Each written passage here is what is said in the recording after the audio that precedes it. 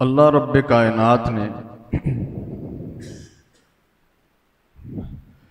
इस दुनिया में, कायनात में मुख्तलिफ अशिया पैदा फरमाई।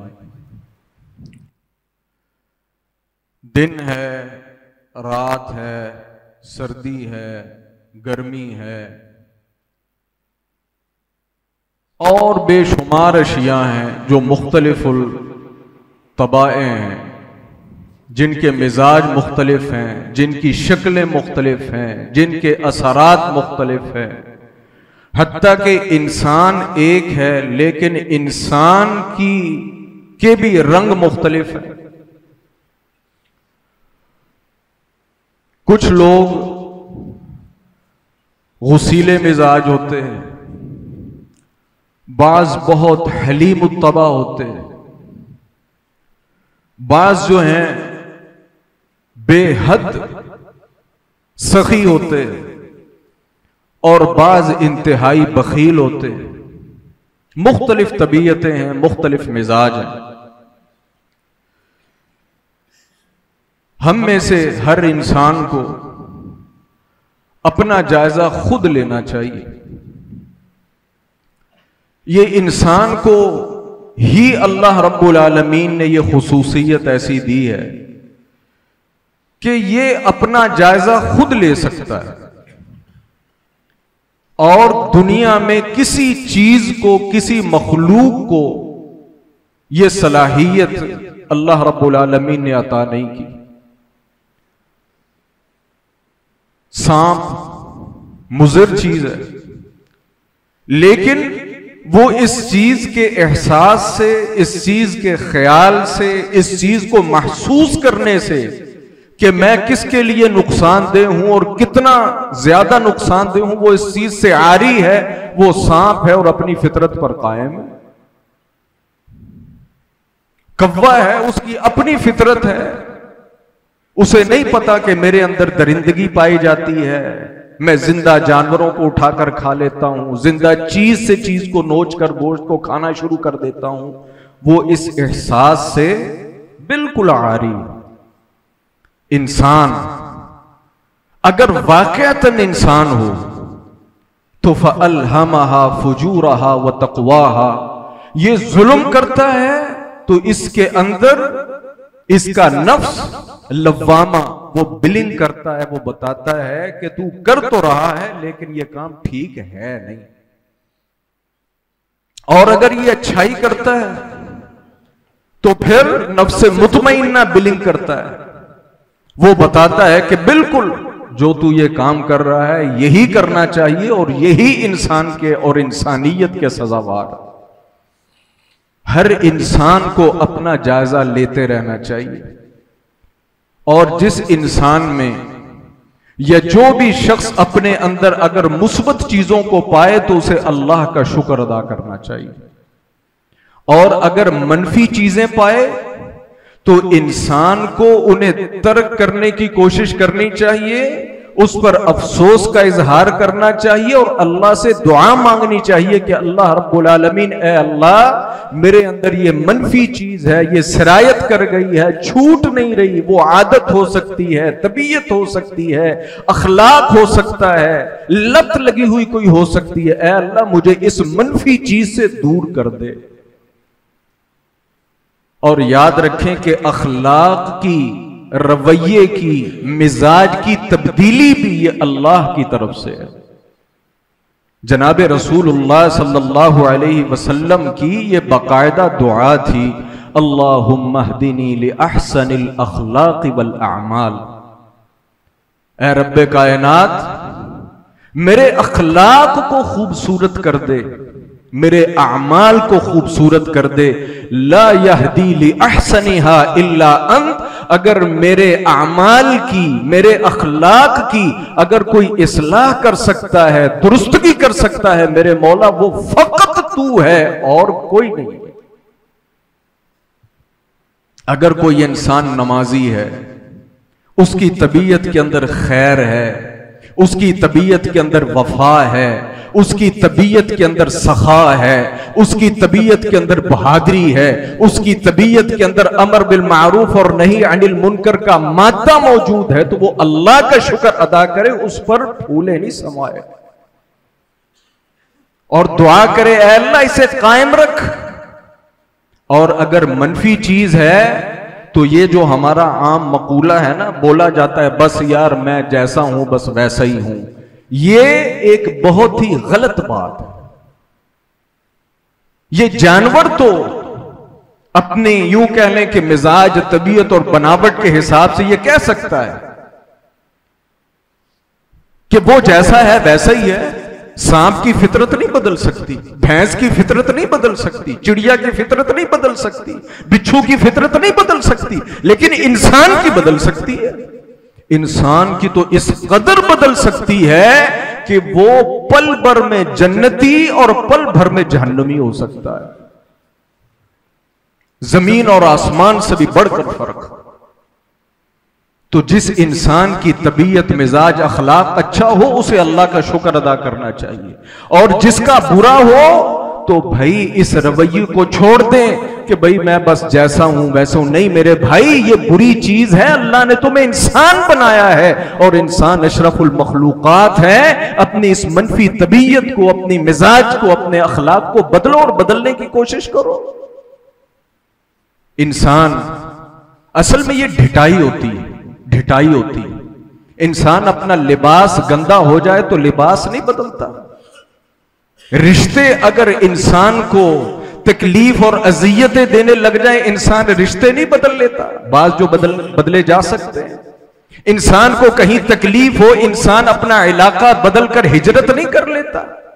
इंसान तो इस कदर बदल जाता है कि अपनी जन्म भूमि का लाइफ स्टाइल भूल जाता है, उसकी जुबान बदल लेता है।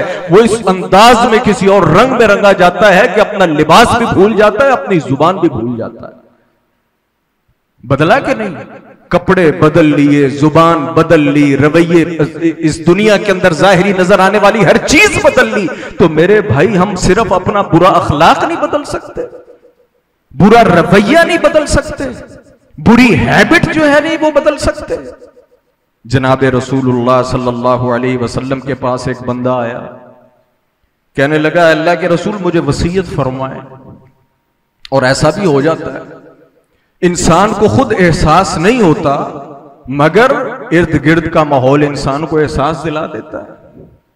गली मोहल्ले में, दोस्तों यारों में सब कुछ होता है। यार ये बंदा ना झूठ बड़ा बोलता है, यार ये बंदा ना वादा खिलाफ है, ये वादा पूरा नहीं करता, ध्यान करिए। ये बंदा बताता कुछ है करता कुछ है, होता है कि नहीं? और किसी जगह होता है कि भाई फलां बंदा है, बात ठीक है। तो आपको आपका जो इर्द गिर्द है, जो सराउंडिंग है, वो भी आपके मुतालिक बताती है। जनाब रसूलुल्लाह के पास है, अल्लाह के रसूल मुझे वसीयत फरमाएं। कहा ला तग़ज़ब, गुस्सा छोड़ दे, गुस्सा छोड़ दे, गुस्सा नहीं करना। उसने कहा चलो ये तो एक नॉर्मल सी बात है, नहीं करना। उसने दोबारा कहा अल्लाह के रसूल कोई और वसीयत कीजिए। फरमाया ला तग़ज़ब, गुस्सा छोड़ दे। उसने कहा ये तो चलो एक नॉर्मल सी चीज है, अल्लाह के रसूल कोई और वसीयत कीजिए। आपने फरमाया ला तग़ज़ब। फरद्दद मिरारन, कई मर्तबा सवाल किया, जवाब एक ही आया। और एक रिवायत के अंदर यह वजाहत है कि आपने जब देखा ना कि ये ज़हनी तौर पर जो सहाबी है ये सेटिस्फाई नहीं हो रहा है, ये इसे इजी चीज समझ रहा है कि हल्की सी चीज है, गुस्सा छोड़ दे, भला है भी कोई गल है भला करने वाली, छड़ता। हमारा भी होता है, कोई लड़ाई झगड़ा हो जाए, को कहता है यार गुस्सा नु जान दे, जानता वो जाने नहीं दिया होता, बस वो ऐसे मुंह से जाने दिया होता है। आपने एक और हदीस के अंदर वजाहत फरमाई, फरमाया कि तू गुस्से को हकीकी माने में छोड़ दे, ये गुस्से को छोड़ना तुझे जन्नत में ले जाएगा। छोटी सी हमारी एक मिस्टेक होती है, छोटी सी, जो इंसान को जहन्नम में ले जाने का सबब बन जाती है। और बिल्कुल सेम छोटी सी कोई अच्छाई होती है जो इंसान को जन्नत में ले जाने का सबब बन जाती है। हम कहते क्या हो गया, मैं कोई कल्ला ही वादा तोड़दा, मैं कोई अकेला ही झूठ बोलता हूं, मैं कोई अकेला ही दो नंबरी करता हूं, ये सारी जो है वो नेकी और अच्छाई और सच्चाई सारी मेरे ही जिम्मे पड़ी हुई है? नहीं मेरे भाई, आपके जिम्मे सिर्फ आपकी जन्नत जहन्नम और आपकी कब्र पड़ी हुई है, किसी और का कुछ नहीं पड़ा हुआ। आप अपना सोचें। अल्लाह अकबर। जनाब रसूलुल्लाह सल्लल्लाहु अलैहि वसल्लम ने जनाब अबू सलमा रजी अल्लाह ताला अन्हु के फौत होने के बाद उम्मे सलमा के यहां पैगाम निकाह भेजा। अल्लाह अकबर। जनाब उम्मे सलमा की तरफ से जवाब आया, कहा जनाब रसूलुल्लाह सल्लल्लाहु अलैहि वसल्लम, मैं 3 वजूहात की बिना पर आपसे शादी नहीं कर सकती, माजरत खां। आपने पूछा वो कौन कौन से? कहा कि ज़ात अयालिन, मेरे बच्चे हैं, मैं बच्चों के बगैर नहीं रह सकती, वो छोटे हैं, वो अकेले सरवाइव नहीं करेंगे। दूसरा कबीरतुस्सिन, मेरी उम्र 54 साल है, आप मुझ बूढ़ी से शादी करके क्या करेंगे? और तीसरी फीहा हिद्दतुन, मेरी तबीयत के अंदर थोड़ी सी सख्ती है, और आप कोई आम फर्द और बशर नहीं है, आप अल्लाह के रसूल हैं, ऐसे ही मेरे मुंह से कुछ निकल जाए, मेरे अखलाक से कुछ हो जाए, आपका कुछ जाना नहीं और मेरा कुछ रहना नहीं, मेरी माजरत कबूल करें। आप सल्लल्लाहु अलैहि वसल्लम ने फरमाया, अम्मा अयालु की फ़अयाली, बात रही बच्चों की तो तेरे बच्चे मेरे बच्चे हैं। जब मां आ गई तो बच्चे भी तो साथ ही है ना। जब बालिग होंगे, जब अपने पैरों पर खड़े होंगे तो करेंगे जो करेंगे। जो छोटे हैं, जो तेरे बच्चे हैं, वो मेरे बच्चे हैं।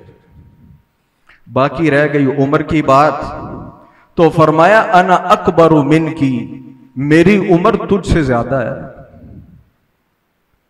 यानी जनाब उम्मे सलमा की उम्र 54 थी तो अल्लाह के रसूल की उम्र इससे ज्यादा थी। तो मालूम हुआ कि शादी का सिर्फ एक ही मकसद नहीं होता, जो हमारी नौजवान नस्ल ने समझ लिया है, या हमें समझाया जाता है, या जो हमें नजर आता है, या जो हमें टीवी और ड्रामे और फिल्में दिखाते हैं। फरमाया मेरी उम्र तुमसे ज्यादा है। बाकी रह गई बात तुम्हारी तबीयत की, तो मैं फ़अदउल्लाह, मैं अल्लाह से दुआ करूंगा, अल्लाह ताला तुम्हारी जो तबीयत के अंदर तेजी है ना वो खत्म कर देगा। और ऐसा ही हुआ। जब वो शादी हुई, अल्लाह के रसूल सल्लल्लाहु अलैहि वसल्लम ने हमारी मां के लिए दुआ की, वो जो तबीयत की तेजी थी वो तबीयत की तेजी खत्म हो गई। दुआ, कोशिश, मेहनत, काविश, इस चीज को महसूस करना कि मैं यहां गलत हूं और उस गलती की फिर इस्लाह की कोशिश करना, ये इंसान की उस गलती को खत्म कर देता है, इंसान की तबीयत को बदल देता है, इंसान के मिजाज को बदल देता है, इंसान के रवैये को बदल देता है। शर्त एक है कि हम बदलना चाहें। जब मैं खुद ही अपने आप को बदलना नहीं चाह रहा, तो मैं कैसे समझता हूं कि मेरी जुबान दुरुस्त हो जाएगी, मेरा अखलाक दुरुस्त हो जाएगा, मेरा रवैया दुरुस्त हो जाएगा, मेरा मामला दुरुस्त हो जाएगा? भला ये मुमकिन है? नेवर, ये कभी मुमकिन नहीं है। हमने तो ये मकूला बना, बस मैं जैसा हूं मैं वैसा ही हूं। और इसके अंदर एक और बहुत बड़ा सबक है सीरत के अंदर, कि शादी के वो मामलात नहीं है जो हमने बनाए हुए हैं।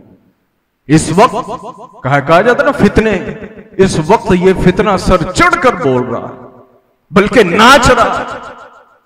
नौजवान ढेरों के ढेर, भाई हो, बहनें हो, बेटे हो, बेटियां हो। नौजवान है तो वो शादी से खाइफ है, अगर लड़की है तो वो शादी से खाइफ है, कोई शादी करने की तरफ आ नहीं रहा। ईमान का सत्यानाश हो रहा है, सेहत का सत्यानाश हो रहा है, उम्र जाया हो रही है, लेकिन शादी की तरफ कोई नहीं आ रहा। भाई शादी का सिर्फ यही मकसद नहीं होता जो हम समझते हैं या जो हमें समझाया जा रहा है, जो हमारे ज़हनों के अंदर डाला हुआ है। इसे सिंपल तौर पर यूं समझ लें, बिल्कुल यूं समझ लें कि अल्लाह रब्बुल आलमीन ने मर्द हो या औरत हो, उनको मिलाकर मुकम्मल किया है। वो मर्द है या औरत है, जब तक ये आपस में मिले हुए नहीं है, वो मर्द हो या औरत है, वो नामुकम्मल है।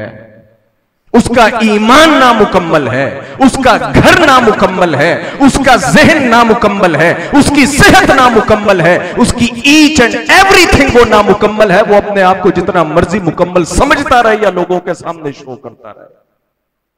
मर्द हो या औरत, इसकी तकमील ही वो जोड़े की शक्ल के अंदर होती है।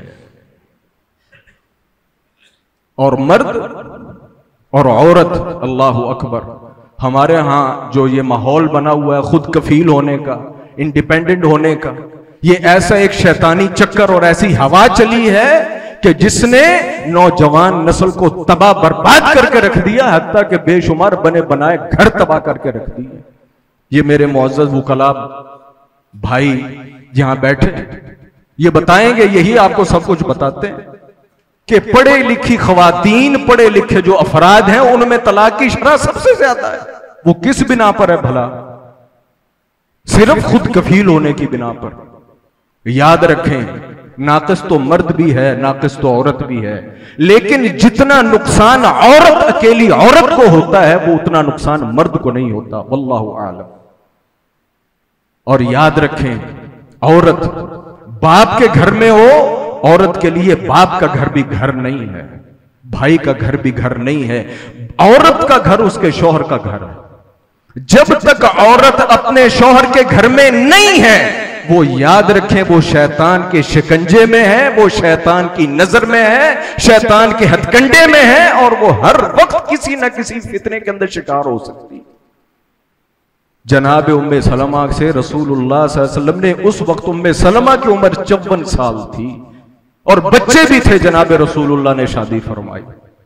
तो भाई अपने आप को सीरत रसूल सल्लल्लाहु अलैहि वसल्लम के मुताबिक हमें उस सांचे में ढालने की कोशिश करनी चाहिए।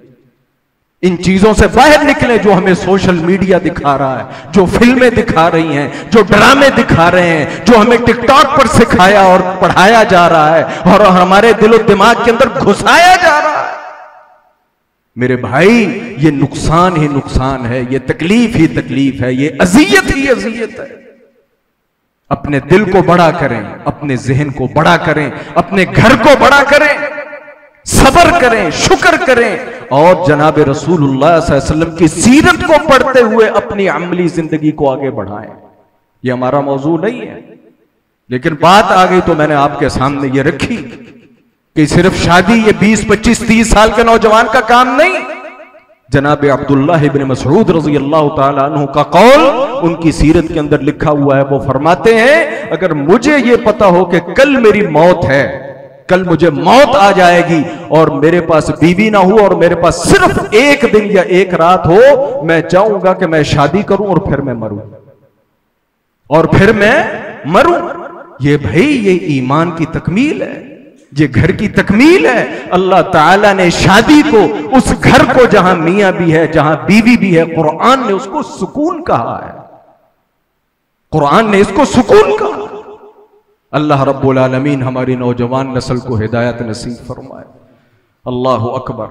बात हो रही अखलाक की और बदलने की। इन्नमल इल्मु बित्तअल्लुम वल हिल्मु बित्तहल्लुम। अल्लाह के रसूल ने फरमाया सल्लल्लाहु अलैहि वसल्लम, इल्म, ये इल्म हासिल करने से आएगा, ये बैठे बिठाए नहीं आता, ये बैठे बिठाए नहीं आता। वल हिल्मु बित्तहल्लुम। और अगर आप बुर्दबार बनना चाहते हैं ना, तो बुर्दबारी, बर्दाश्त और सब्र ये भी अपने ऊपर मुसल्लत करने से और कोशिश से हासिल करने के साथ आता है, इसके अलावा नहीं आता। कोशिश करनी पड़ेगी, कोशिश करनी पड़ेगी। अहनफ बिन कैस कहा जाता अहलमुल अरब, इनसे बढ़कर हलीम शख्स, यानी जिसे गुस्सा नहीं आता, अरब के अंदर नहीं पाया जाता। किसी ने अहनफ से पूछा, अहनफ, हर बंदा कोई चीज कहीं से सीखता ही है ना, अहनफ ये बताओ कि ये बुर्दबारी तुमने कहां से सीखी, तुम्हें गुस्सा ही नहीं आता? कहा कि मैंने ये कैस बिन आसिम से सीखी, ये भी एक सरदार था और बड़ा हलीम था। कहा वो कैसे? कहा ऐसे ही एक मर्तबा हम बैठे हुए थे, कैस भी बैठा हुआ था बिल्कुल फ्री स्टाइल में, जैसे हम बुक्कल मार के नहीं बैठ जाते, दोनों टांगे खड़ी करके हम हाथ रखते हैं, तो वो अरब लोग कपड़ा बांध के बैठ जाते थे जब लंबा बैठना होता था, कुर्सियां वगैरह होती नहीं थी। कैस बैठा हुआ था, दूर से देखा 3-4 घुड़सवार आ रहे हैं। एक घुड़सवार करीब आए तो क्या देखा कि एक घुड़सवार पर एक बंदे को बांधा हुआ है, दूसरे पर लाश पड़ी है, 2 बंदे साथ। जब करीब आए तो वो लाने वाले आकर कासिम से कैस से हम कलाम हुए, कैस माजरत खां है, ये जो है लड़का बंधा हुआ है ये तुम्हारा भतीजा है, और जो लाश है वो तुम्हारे बेटे की है। ये तो अच्छा हुआ हम मौके पर पहुंच गए, हमें पता चल गया कि इसने तुम्हारे बेटे को मारा, ये तो फरार हो जाता, तुम्हारे बेटे के कातिल का पता ही नहीं चलता। कैस ने अपने भतीजे की तरफ देखा, बात को मुख्तसर करता हूं। कैस ने कहा, भतीजे तूने क्या किया? अपने ही भाई को मार दिया, अपने ही भाई को मार दिया। ये नहीं पूछा क्यों मारा, कहा किसे मारा? अपने भाई को मारा। और क्या किया? अपने ही सिला रहमी को मुनक़ते कर दिया। शायद के जिंदगी में कोई वक्त आता और यही तेरा भाई तेरा पुश्तीबान होता। किता रहमी कर दी, अपने रहम को कत्ल कर दिया, अपने भाई को कत्ल कर दिया, सिर्फ ये कलमे कहे। और साथ वालों को, अपने ही बेटे को जो साथ बैठा था, कहा, और क्या कहा? कहा अपने भाई को जो घोड़े पर बंधा हुआ है, इसके बाजू और इसकी टांगे खोल दो। और साथ अपने बेटे को कहा कि तुम्हारी मां जो कबीले में बैठी है, 100 ऊंट ले जाओ और उसको जाकर दियत दे दो, उसे कहो कि तुम्हारे बेटे को किसी ने कत्ल कर दिया है, ये दियत तुम्हारे दरवाजे पर मौजूद है। और साथ ये कहा कि ये दियत इसलिए कि तुम्हारी मां गरीबुद्दियार है, बाहर से कहीं से शादी करके लाया होगा, ऐसे रिश्तेदारियां या आना जाना नहीं, तुम्हारी मां गरीबुद्दियार है, ये ना हो कि बहुत ज्यादा परेशान हो, जाओ जाकर दियत उसके दरवाजे पर छोड़कर आओ। अल्लाह अकबर। उसने कहा कि जब मैंने कैस को देखा कि बेटा कत्ल हो गया, कातिल सामने है, और साथ जिक्र किया अहनफ ने कि जैसे वो कैस बैठा था, कैस ने अपनी वो बुक्कल, अपना कपड़ा नहीं खोला, कैस वहीं बैठा रहा और बैठे बिठा ये सारा मसला सॉल्व कर दिया।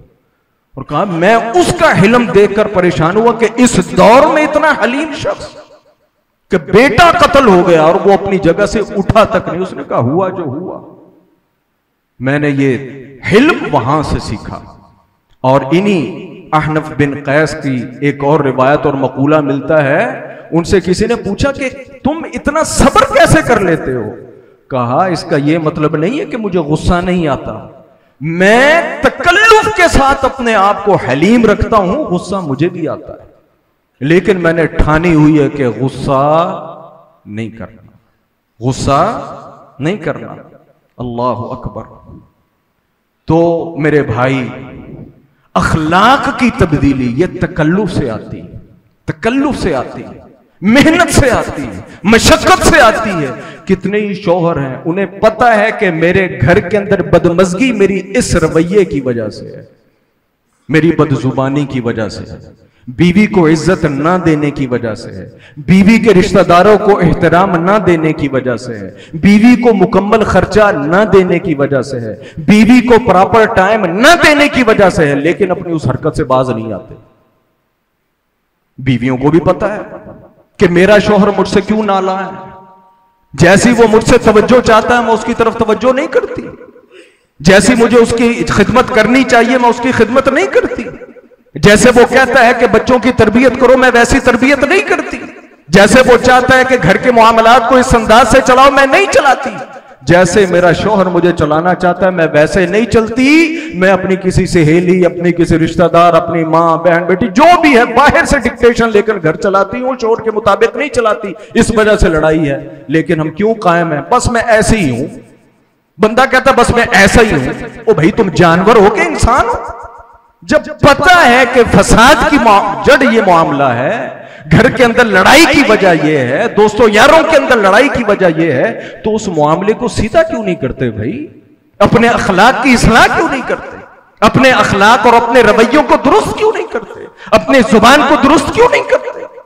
और याद रखें, अपनी किसी बुरी आदत के ऊपर अटक जाना, अड़ जाना, फंस जाना, ये शैतान की आदत है, ये फिरौन की आदत है, ये कारून की फितरत है, ये इंसान की फितरत नहीं है।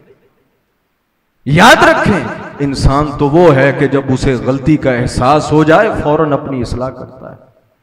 माजत के साथ सुमामा अल्लाह के रसूल का लश्कर कहीं गया हुआ था, रास्ते से जो बंदा हाथ लगा पकड़ के ले आए। और सुमामा कोई छोटा बंदा नहीं था, सरदार था। कौन था? सरदार था। कहा इसे मस्जिद में बांध दो, बांध दिया। अल्लाह के रसूल आए, बंधा हुआ था सुमामा। कहा सुमामा क्या हाल है? सुमामा ने क्या कहा? कहा कत्ल करोगे तख्तुल जादमिन, नतीजा भी देख लोगे। कहने का क्या मतलब है? मतलब यह है कि मैं हल्का बंदा नहीं हूं, हाथ लगा के देख लो। और आगे कहा कि अगर तुम एहसान करोगे तो फिर एहसान भी करके देख लो। ये है नस्ली लोग। मैं अक्सर ये कहा करता हूं, उस दौर में ये जो पुराने अदवार होते थे, जरूर उसके अंदर बेशुमार मनफी चीजें भी थी, लेकिन बेशुमार मुस्बत चीजें भी थी। जो लोग सरदार हुआ करते थे ना, वो वाकयातन सरदार होते थे। जो लोग उमरा या हुक्मरान होते थे तो वो वाकयातन हुक्मरान होते थे। उन्होंने नस्ल दर नस्ल एक चीज को सीखा और पढ़ा होता था। हमारे यहां तो बस किसी को अल्लाह ताला दे सही को कुर्सी दे सही को पैसे दे सही, अपनी हकीकत दिखाने लग जाते हैं। पाकिस्तान का हाल और सारी दुनिया का हाल सारी दुनिया ही देख रही है। और ये इसी वजह से कि अल्लाह ताला ने वो बच्चा कोई पढ़ लिख गया, पता है नहीं क्या है क्या नहीं, ऊंची सारी सीट पर बैठ गया, बस अब वो करी जा रहा जो करी जा रहा है। कोई बाप को देखा होता, कोई चाचे को देखा होता, कोई ताए को देखा होता, कोई ऊंची जगहों पर बैठकर कोई दुनिया के निजाम को चलाने वालों को देखा होता तो दुनिया का निजाम चलाता ना। ये तो सारे चोर उचक्के हैं, पीछे से भूखे भाड़े सारे आए, अल्लाह ताला ने नेमतें दे दी, अल्लाह ने इख्तियार दे दी, अल्लाह ने पैसा दे दिया, अब सारे जनाब भूखे जानवरों की तरह पड़ गए।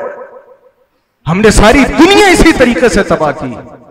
और यही वो चीज है जिस जमहूरियत का इस्लाम इनकार करता है। खैर, ये हमारा मौजू ने सरदार था।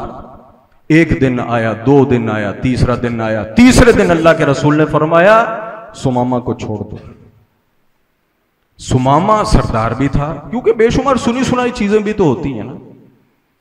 सुमामा 3 दिन देखता रहा कि अल्लाह के रसूल क्या करते हैं। अल्लाह के रसूल का उठना बैठना, यहीं फैसले होते थे, यहीं खुशियां होती थी, यहीं गमियां होती थी, यहीं सारी चीजें थी। सुमामा देखता रहा। तीसरे दिन आपने कुछ नहीं कहा, वही पूछा, कहा सुमामा क्या हाल है? सुमामा ने वही रटे रटाए जुमले कह दिए। कहा हिम्मत है तो हाथ लगा के देख लो, एहसान करोगे तो वो भी देख लोगे। क्योंकि वो लड़ाई के अंदर नहीं कैद हुए थे, ऐसे ही कहीं जाते हुए पकड़े गए थे। अल्लाह के रसूल ने फरमाया सुमामा को छोड़ दो। सुमामा के हाथ खोल दिए, सुमामा चला गया। तो अल्लाह के रसूल बैठी थी, थोड़ी ही देर में सुमामा वापस आ गया। थोड़ी ही देर में सुमामा वापस आ गया।